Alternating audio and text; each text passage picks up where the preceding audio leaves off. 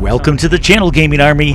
This video continues a journey we started a little while ago, and it started with an innocent question from Wong, who wanted me to recommend the best inner sphere heavy mech that has both ECM and jump jets. And while the other pilots around us were throwing out different suggestions, I immediately recommended the Thanatos.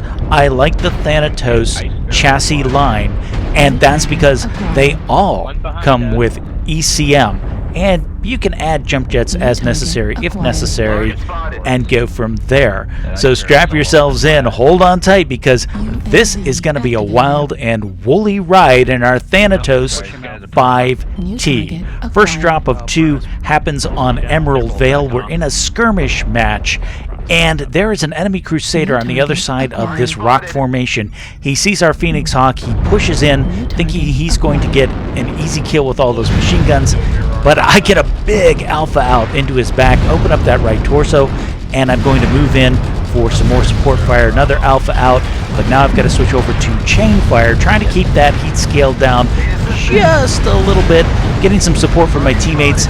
Crusader shuts down, and he is quickly taken out of the game. The action is coming at you fast and furious on this drop, and here comes our next target, this poor Locust.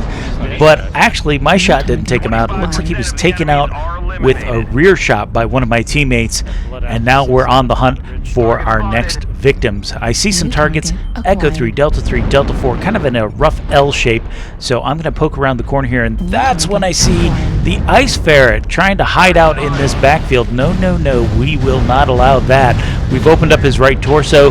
He is on the run and trying to bug out. My shot clips the building instead of taking out the Ice Ferret, but that's okay. Now I'm taking fire from one of his teammates. I want to try and re-engage that Ice Ferret, and that's when I find the Nova. And this Nova is open both side torsos. That's a bad position to be in when you're driving a Nova, because your firepower is going to be removed just like that. In fact, he's removed just like that. That Marauder is fresh, and I'm running super hot, so I'm going to dive into cover, and hopefully my teammates can focus him down. Score is 6-1. This is quickly turning into a rout, and now that I've cooled off, I can turn back around, re-engage, see if he was following me through this little gap, and no, but there's an Atlas out there instead. We'll get a jump shot on him real quick. There's our Marauder friend. He's lighting me up with those racks. He's coming for me. But there we managed to get the kill shot, take the Marauder off the board, and here comes the Atlas. Let's get some shots on him. Nice big alpha into his back. His back is now open. See if we can capitalize on that. Some more good damage, but not enough to really break an Atlas. If you've ever tried to break an Atlas, you know how difficult that can be. But he is being focused, taking lots of fire, lots of damage, and I'm pretty sure we're going to drop him here. There he goes. He is down. Score is 10-2. There's only 2 remaining enemy units, and one of them is clear over in Delta 4.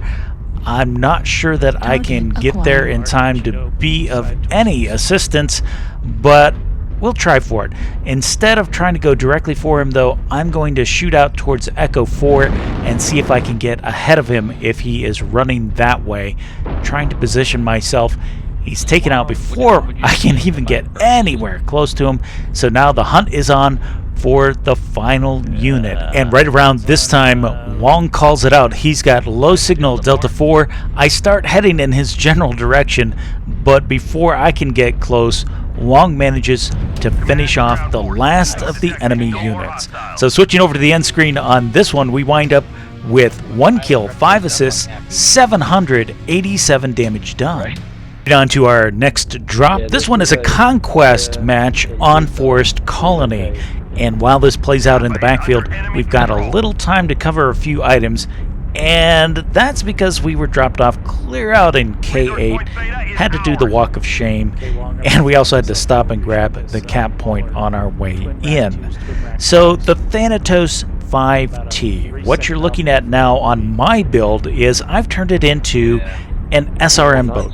6 SRM 6s. My top speed 64.8 kph, respectable. I've got my ECM and I've got jump jets for maneuverability. Now, with this build, I'm counting on my ECM to keep me hidden from the enemy, allowing me to close the distance, and then pop up unexpectedly and overwhelm them with superior firepower. Just keep in mind, guys, that if you go for a build like this, the opening rounds of a match, you're going to be sitting on your hands because there's just not a lot that you're going to be able to do very effectively, and that's because of the short-range nature of your missile weapons. So kind of keep that in the back of your mind. However, mid to late games, or if you're able to sneak up on an enemy, this mech is a monster at cleaning up fights, and hopefully by the end of this drop you'll see exactly what I mean. Switching back to the action in this drop, our forward momentum gets reversed as I swing back around to help our direwolf friend. He is under pressure from 2 enemy units. It looks like there is a stealth unit on him and something else further out here to the right. Swinging that corner, I come across a fire starter, and we're gonna light him up with our first alpha. Moving in, he is running. Kind of missed that second shot here a little bit, but the thing is, I'm going to hunt him down, stay focused on him. He's hurt, he's open torsos, and that's where the SRM-6 punches through that open right torso. Obviously, he was running an XL engine. That takes him out of the game and also saves our friendly direwolf. So now we can restart our forward momentum, trying to head into where the real fight's taking place and link up with the rest of our teammates. Guys, keep in mind with this build, while it's capable of pushing out tons and tons of damage as demonstrated in the first drop, you're running 6 SRM-6s, and those SRM-6s means open components are your friends. So you can punch through light armor very easily with a massive alpha. You can also crit a lot of open components with those SRM-6s in chain fire mode. So keep that in mind. You have multiple ways to approach your enemies. Typically, I like to get out 1 alpha, maybe 2, and then switch over to chain fire. Hopefully those 2 alphas have opened up something juicy. And speaking of opening up something juicy, as we swing into the Gulf 8 area, we find a Crusader by the cap point. We're going to push him, and he is taking heavy fire. He's legged, and there's one of the other units that was picking on our direwolf earlier.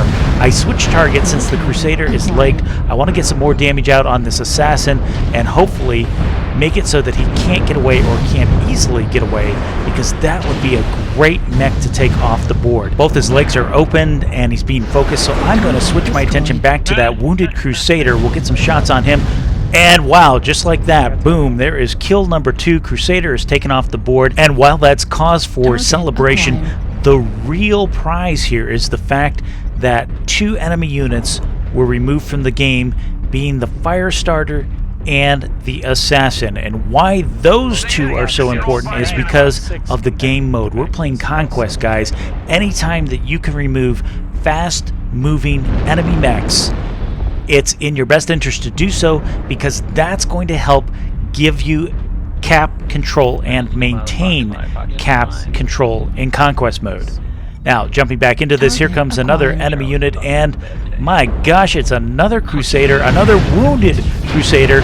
I'm going to push in. I'm going full Leroy Jenkins mode on him because I know I can DPS him and take him out of the game, and it only cost me a tactical shutdown. And you know what that means? That means if you're enjoying the video thus far, make sure you hit the like and subscribe buttons, turn on the notification bell so that you don't miss out on future content. And that was kill number 3, our second Crusader. And coming around the bend, we find a wounded direwolf. Quick alpha opens up that left torso. Another takes out the left torso altogether for kill number 4. And this is the power of batting cleanup in this mech. You can wipe out so many enemy units with a quick alpha or even just a single SRM-6 on an open component. There's one enemy remaining. It's the King Crab. I don't think I'm going to get to him before my teammates are able to finish him off, but hopefully you can see there's two different ways this mech can be utilized. You can pump out tons and tons of damage over time, or you can selectively hunt down enemy units looking for those open components, and that's why I say this mech really shines mid to late game when there's more open components on the battlefield. You can really rack up a lot of kills. So switching over to the end screen, we did exactly that. 4 kills, 7 components destroyed, only 351 damage done.